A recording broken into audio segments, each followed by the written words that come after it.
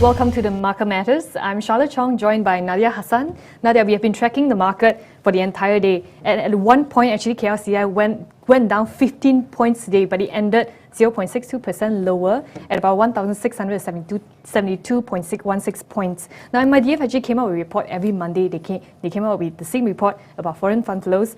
Foreign investors actually turned net buyers last week, and buying some 96.3 million ringgit in the equity market on positive sentiment on the ringgit last week. Oh yeah, because of course you were away for a week, for all of you who are following the show. The market actually had quite a few days. It lost a bit of its moxie on Thursday and Friday. I think it's going to be about the same this week as it happens, because of course 1MDB sold their power assets to a big red night, and Tenaga looked like it dodged a bullet, saying that Tenaga still had a power outage in my area last night, but never mind, that's besides the point.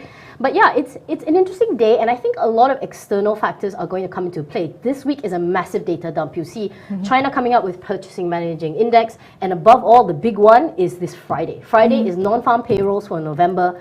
It will weigh really heavily on what the Fed is going to do in December, I think. Actually, our currency is still not looking very good as well. Currency is USD versus ringgit is about 4.26, and ringgit is still under pressure. That's because of the oil prices falling again, and also a strengthening of the US dollar because of what happened in the US. They say the US is going to raise their interest rates again. Yeah. Sorry, not again, but the first time in India. They're supposed to be, first right? Time, yeah. So the fact is, speaking of international currency, it's interesting time for China, because the renminbi, as we went to air, is fit to join the IMF's list of reserve currencies. For once, it's going to be in the big boys club. So yeah, I mean, what else? So because of that, the Shanghai Composite Index actually got a bit jittery. It was up about 0.26% after a massive intraday sell-off on Friday. And Nikkei actually fell 0.69% as well. Now let's move on to Hotstocks. Today we have MWE Holdings Bhd. They're actually a garment manufacturer of a few brands, big brands, Nike, Lacoste, Oshkosh and Izod. Do you wear these brands? If you're going to ask me whether I wear Oshkosh, I think I'm a bit too big for Nike. them currently. Nike, actually, I don't really like. shoes. I really don't like Nike. I prefer Brooks Brothers. But yeah, I mean, put it this way. Talk about having big granddaddies in your stable. So the reason why it rose today was it rose about 14.39% to a ringgit 59 because there was a takeover offer, 391 million takeover from this particular gentleman called Tan Sri Surin Upatkoon. Actually, this gentleman, Tan Sri Surin Upatkoon, he's offering this about 391 million ringgit to his private vehicle, Pinjaya Sendran Berhad. And he is actually not planning to planning to stay listing for the company. And the deal is actually to buy all the assets and liabilities in the company MWE Holdings Bhd. Yeah. So once it's complete, actually, they will declare this distribution of a special dividend of 170 per share as part of a capital repayment exercise. We get questions about what's the difference between dividend and capital repayment. It comes from different sources. It's under different accounting.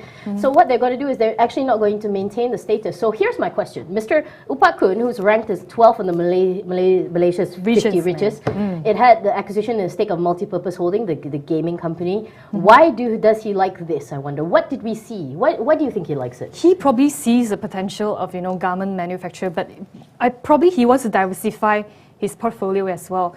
Like what happened to Tan Sri Shahid Mokhtar, he wants to own everything. Yes, and he never sells anything, by the way. So yeah, this is probably a chance why the share price jumped, because obviously at 170, the share price still has 20 cents to go. Now, when I look at the financial results, their net profit loss actually was at 58.9 million ringgit.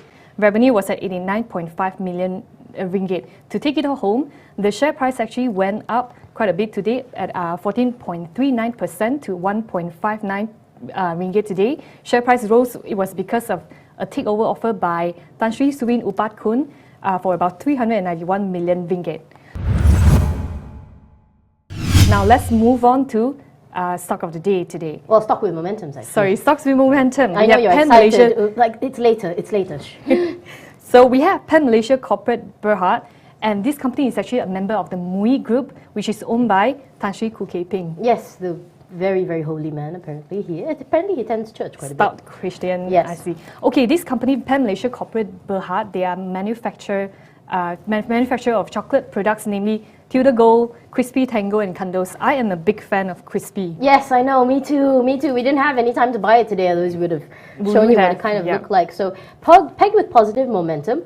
Already up actually about 15% to 23 cents, but maybe it has more room to grow. I like this kind of company. Why do I like this kind of company? Because it's a food company. I still think the world ends tomorrow, you'll still need a chocolate bar. You know, that's what I feel when it comes to it. So this company might have some room to move. I was looking at the earnings. Definitely on a very, very big upswing. You saw 1.8% up for the top line, and they swung from a loss. They actually made a pretty decent 5.4 million. They have a couple of corporate exercises also ongoing as well, which you're going to tell me about. Yeah.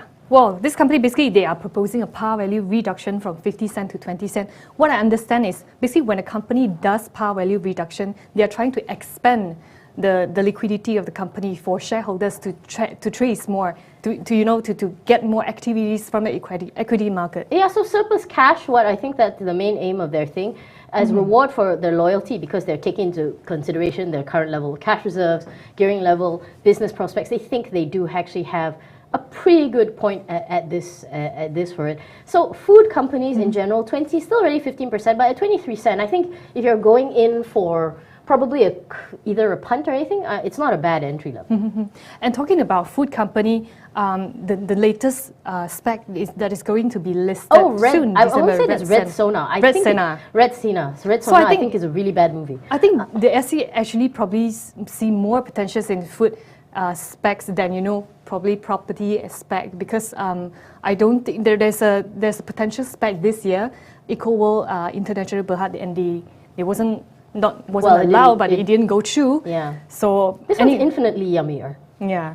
Anyway, to take it all home, stocks with momentum. Pan Malaysia Corp Bhd, the stock actually rose 15% today to 23 cents today, and the company is actually proposing a par value reduction, a share premium reduction, and capital distribution that worth about 56.7 million ringgit.